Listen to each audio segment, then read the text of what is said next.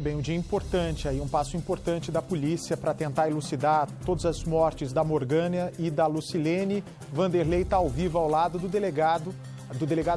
seu advogado, doutor Natanael, que começa falando. Doutor, boa noite, fique à vontade. Vanderlei, boa noite, amigo. Boa noite, Bate.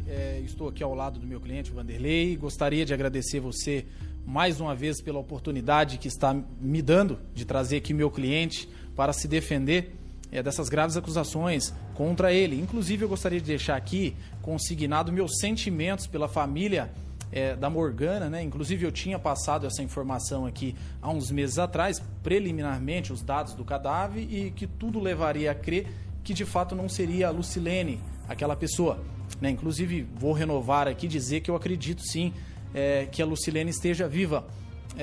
O Bate, nós estamos à disposição e gostaríamos, inclusive, de esclarecer muitas coisas, inclusive responder as perguntas que foram nos feitas, inclusive feita ao Vanderlei, que está aqui ao meu lado.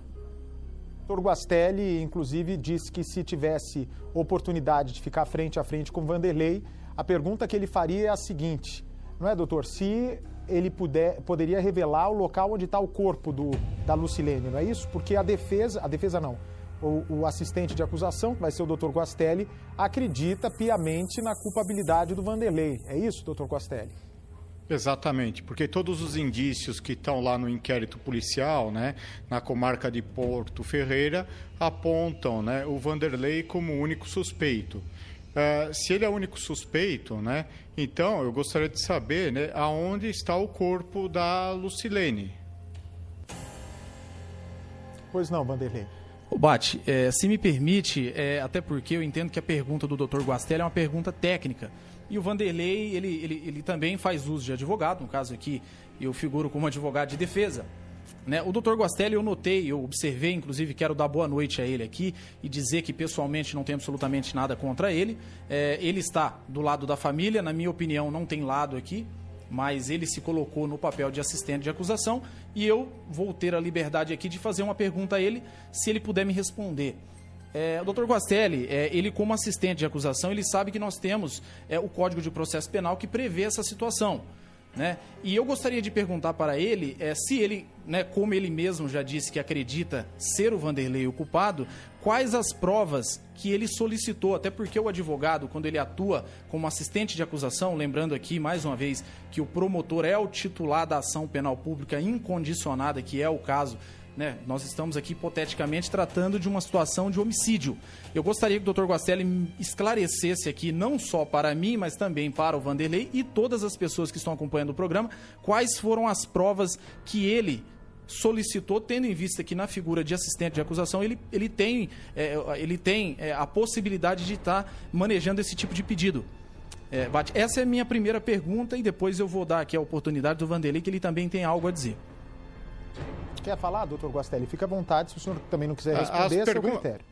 Tá, as perguntas foram dirigidas à autoridade policial, tá, em 3 requerimentos, né, constam dos autos do inquérito e da ação penal, tá? Mas eu reforço aqui, né, que a investigação, a linha investigativa do Dr. Eduardo, né, delegado de polícia da comarca de Porto Ferreira, né, apontam para um único suspeito, né, que é o senhor Vanderlei, tá? Então, eu não tenho aqui que ficar informando quais são as perguntas que o assistente de acusação formulou, né, para a defesa. A defesa tem amplo acesso aos autos, né, tanto aos autos do inquérito como aos autos da ação penal, tá? Então, a pergunta que eu faço novamente, né, e gostaria que o Vanderlei, né, que é a pessoa apontada como suspeita, tá? Não sou eu que estou apontando, o assistente de acusação que aponta. É a autoridade policial da comarca, tanto é que foi solicitada, requerida, a prisão temporária de um principal suspeito do crime, né, que é o Vanderlei. Então, eu renovo a pergunta aqui.